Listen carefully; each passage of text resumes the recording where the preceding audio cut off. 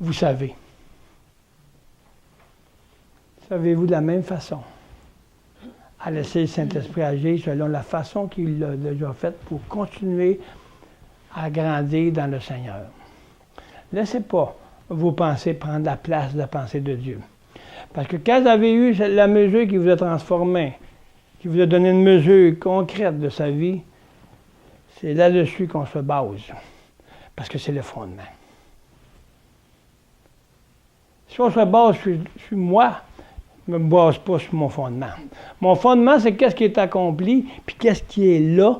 Il y a une mesure, mais c'est là-dessus qu'il faut continuer à bâtir le fondement selon les règles de la parole.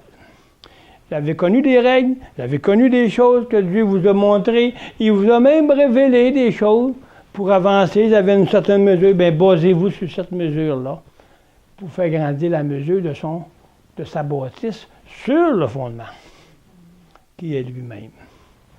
Donc, de cette façon-là, vous ne penserez pas à retourner en arrière puis encore tomber dans le désarroi puis dans la tristesse.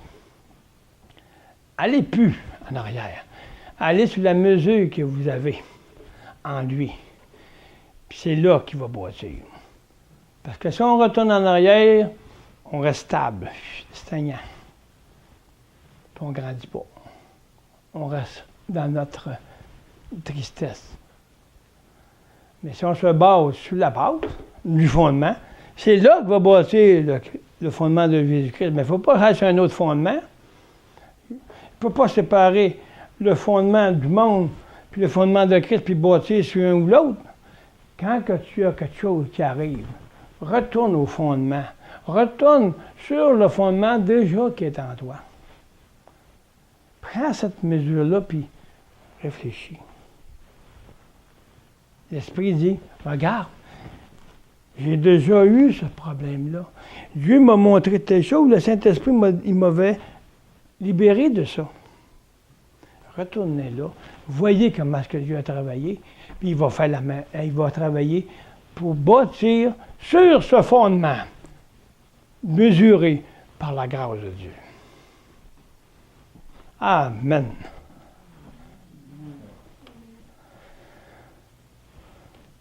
Conquise à chaque instant.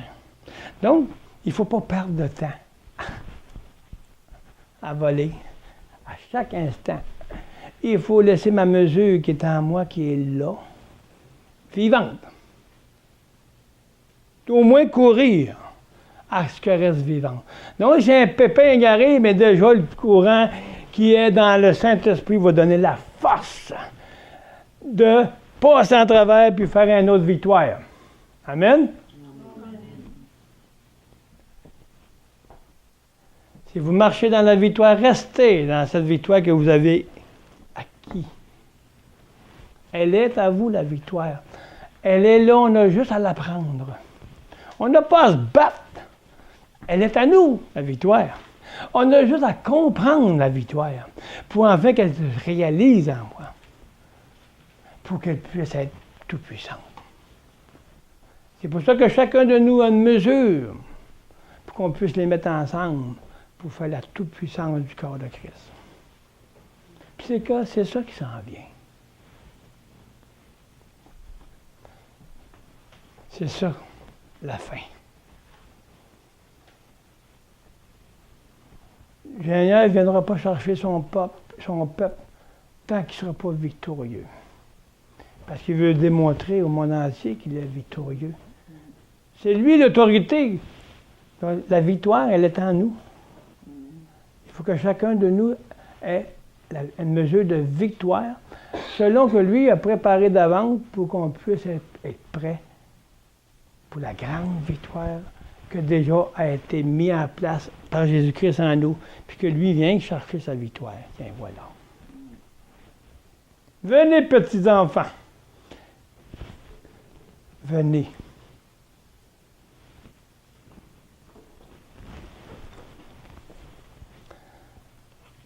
Amen.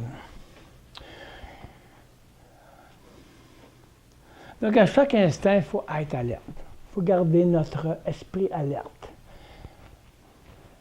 ne faut pas laisser l'ennemi venir juste toucher ma pensée. On peut aller loin là. Je dirais pas si loin. Vous venez juste toucher ma pensée. Il ne faut même pas. Parce qu'on est capable de reconnaître par l'esprit qui parle. Il y en a qui viennent du dehors, il y en a qui viennent du dedans. L'esprit de mon moi, c'est un ennemi. Donc, si ça vient de l'esprit de mon moi, ça veut dire qu'il y a un esprit qui veut chercher un sentiment qui est déjà pas tout guéri. Mais il veut le guérir. Et quand ça arrive, il faut prendre ça pour la gloire de Dieu. Merci Seigneur, si ça arrive, ça veut dire, oh, il y a encore quelque chose que vous vouliez me faire grandir. Donc, je reconnais l'esprit qui vient chercher dans mon ancienne vie. Wow! T'as pas d'affaire là, toi? T'es crucifié, toi aussi. T'as pas de place. L'ennemi va prendre sa place. Il va sortir. Il va. Cet esprit-là va se. Tiens, on va s'en aller parce que tu vas aider. Tu n'as même plus de place de venir manger ici, parce qu'il me fait nuit dans mon sentiment, là, que je suis encore un colérique. Il va prendre sa place parce qu'il n'a plus rien à aller niaiser là. Mais tu peux l'atteindre direct dans ton esprit. Non. Ta conscience, à la minute que tu prends conscience, il faut que tu, avec l'esprit de Christ en nous, qui est vivant, va distinguer tout esprit qui va venir essayer de nuire à son esprit. C'est dans l'esprit que ça se passe.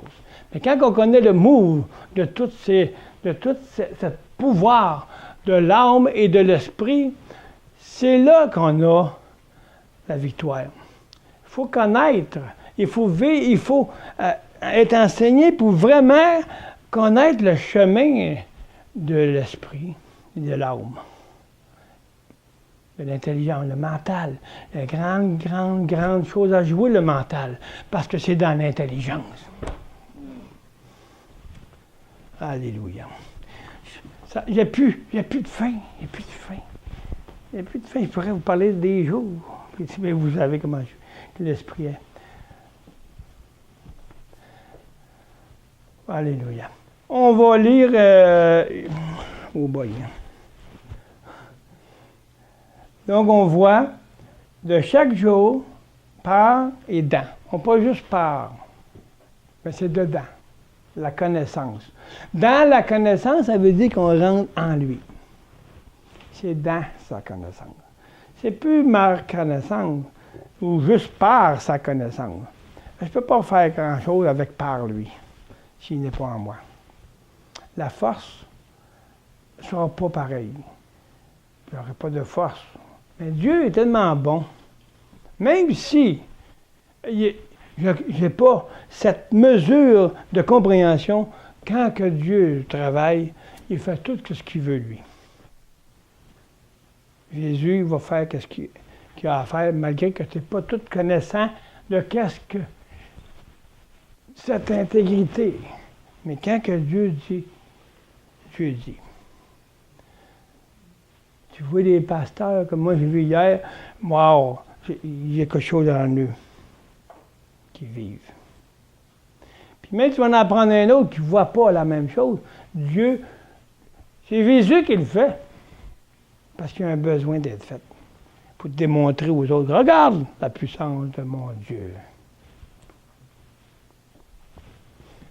Ayez l'espoir que vous pouvez faire les choses en Jésus-Christ.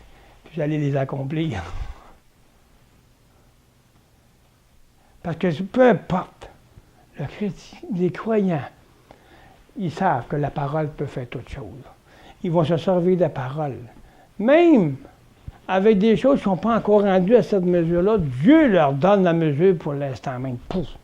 C'est comme un pasteur, comme apôtre Wangui disait, il dit, l'Esprit, elle est en nous, le Saint-Esprit est en nous, mais il aussi il peut se servir et venir sur nous pour une œuvre présente. Ça, c'est merveilleux de voir ça.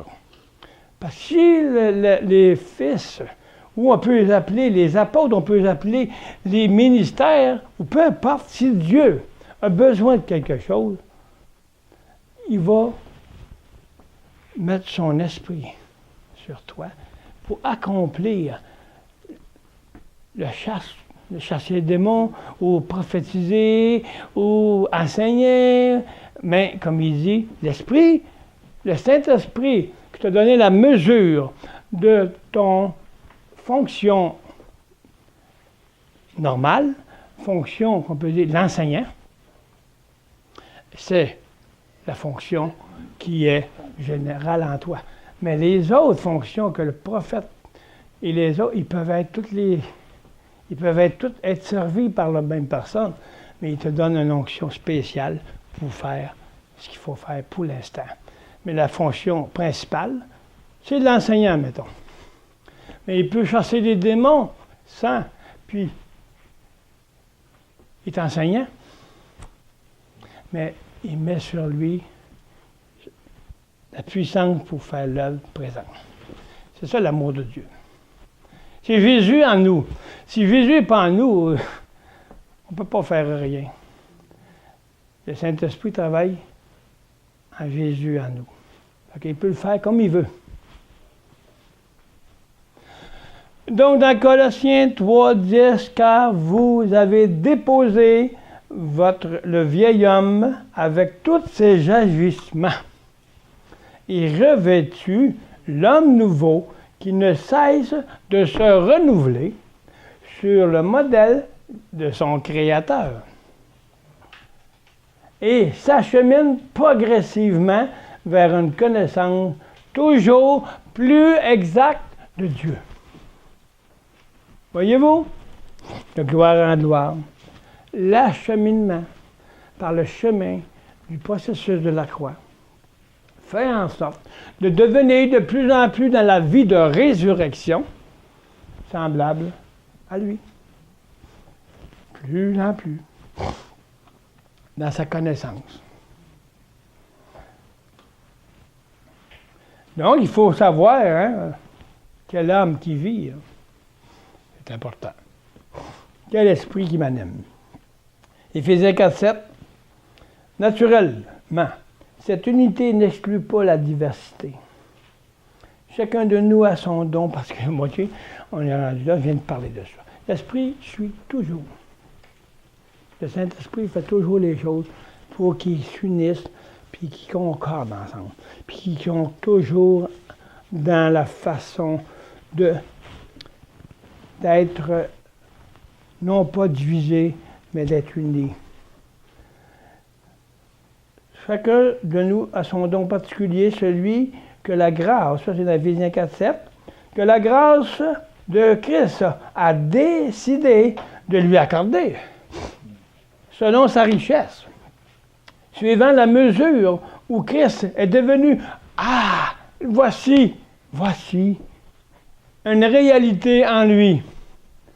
Voyez-vous qu'est-ce que le Saint-Esprit est en train de dire? Selon la réalité de la mesure de Christ en nous. Il nous donne un don selon la mesure réelle qui a été réalisée en nous. C'est ça qui est la force et sa puissance. C'est comme je dis tantôt, c'est qu'est-ce qui est transformé. C'est ça qui est tout puissant.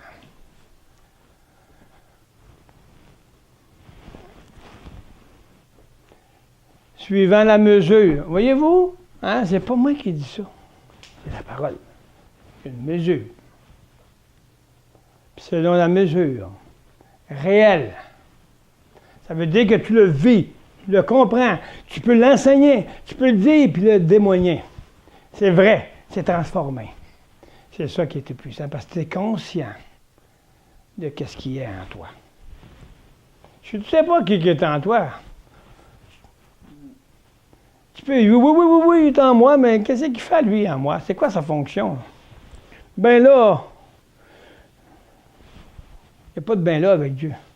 C'est ça ou c'est pas ça? Donc la réalité de la mesure. C'est bien marqué suivant la mesure où Christ est devenu une réalité en lui. Ça, c'est Éphésiens 4:7. La vie de Jésus se manifeste, la vie de Jésus se manifeste à mesure que la grâce de Dieu le permet. Par la foi, à l'œuvre accomplie. Voyez-vous, qu'est-ce qui est réalisé? Ça veut dire que la foi que tu croyais à espérer, tu marchais dedans, mais la foi réelle, c'est qu'est-ce qui a été réalisé de qu'est-ce qui est accompli, selon une mesure accomplie en toi. Donc ta foi s'accomplit. Parce que tu crois et tu marches. Parce que tu dis, mais là, moi, je veux que Christ grandisse en moi, qu'il me donne la mesure. Donc, en marchant par cette pratique-là, il va réaliser ta foi. Elle devient une foi accomplie, qui est celle basée sur le fondement de Jésus-Christ, qui est bâti par la foi, son œuvre.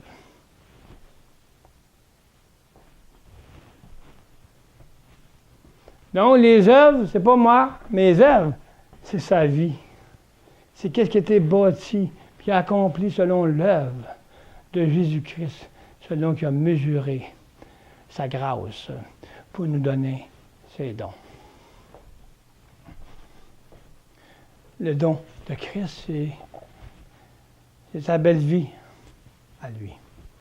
C'est le meilleur don que vous ne pouvez pas avoir. Sa vie. Il est tout dans ce don-là. Sa vie, il y a tous les dons dans celui-là, dans sa vie. Donc, Dieu agit comme il veut, mais c'est selon la manifestation de cette réalité de la foi accomplie. Donc, on l'appelle une foi accomplie. C'est une foi que j'ai espérée, puis qu'elle est pratiquée, puis en marchant de mesure en mesure, on arrive à une victoire. Cette victoire, c'est la victoire de la foi. Parce que tu l'as espéré. Puis tu as couru vers cette espérance pour la joie, dans la joie, la sincérité, pour que la foi soit accomplie selon la mesure destinée à chaque mesure, à chaque victoire, qui veut bien. Ça, la réalité, c'est la puissance. Il n'y a rien d'autre qui ne peut rien déranger si elle est révélée. Personne ne peut déranger ça. C'est pour ça qu'il dit, celui qui est en moi est plus fort que celui qui est dehors. Puis nul ne me ravira, ni les méchants, ni la mort, ni rien. Pourquoi? Parce que la réalité de Christ en nous, par la foi qui a été réalisée, elle est là, puis personne ne peut la déranger. Qu'est-ce qui peut déranger? C'est une foi pas renouvelée. C'est une foi qui n'est pas rendue à une révélation pour qu'elle soit réelle. Mais quand elle est réelle, consciemment, il n'y a rien qui dérange ça.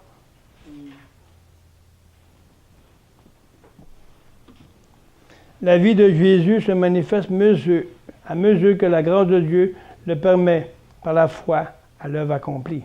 Pour nous, plus nous mourons à nous-mêmes, plus le vieil homme est brisé, plus nous sommes délivrés, plus l'homme naturel est dépouillé, plus l'ascension de la vie du Seigneur en nous se réalise dans la mesure de la connaissance de cette vie de résurrection, oui, celle de Jésus. On va.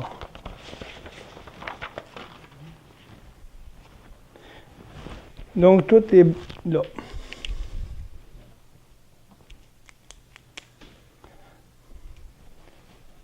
C'est la page 55.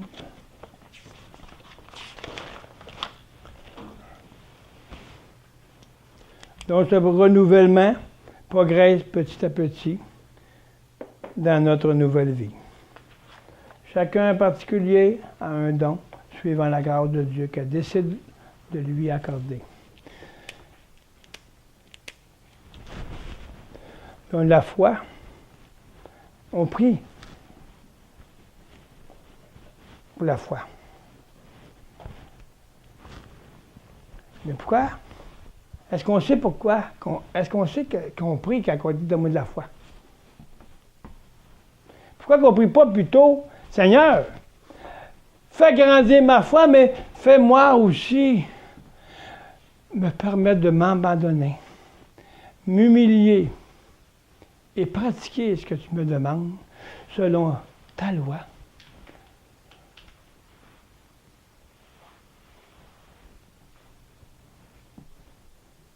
Pour que ma foi grandisse. C'est différent. Hein? Est-ce que je sais ce que je demande? Est-ce qu'on sait la pratique de ce que je demande? C'est bien beau prier, à moi ci, de moi ça. Mais pourquoi ne demandons pas à Dieu, que veux-tu que je fasse pour que ma foi grandisse? Il va dire, va te mettre à genoux, là, puis prie, là, puis donne ta vie. C'est ça qu'il va te dire. Mais là, c'est bien trop dur. Hein? C'est ça. Ta foi ne grandira pas si tu ne donnes pas ta vie. La foi, c'est quelque chose que tu espères. Que tu ne vois pas, mais tu sais qu'elle est réelle. Mais que tu veux, Père, que tu la fasses réaliser dans le Fils pour que je marche dans la foi. Fais grandir ma foi, mais donne-moi la possibilité aussi de moi, je devienne petit, puis que toi, tu grandisses en moi. La foi, c'est d'être transformé. Prions pour être transformé. J'ai entendu une prière hier que j'ai bien aimée, parce que la prière était à s'abandonner. Fais ça, Seigneur, pour je te donne. Son cœur était sincère, était droit, parce qu'elle se reconnaît pécheur. Elle ne l'a pas dit juste en parole. Je voyais son cœur qui palpitait avec amour. D'autres, ils ont prié, c'est juste une parole. Le Saint-Esprit démontre les vrais du faux.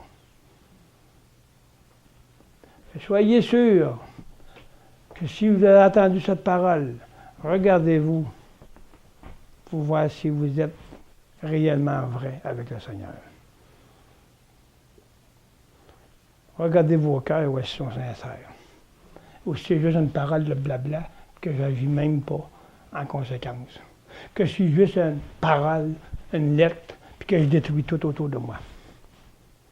Regardez-vous.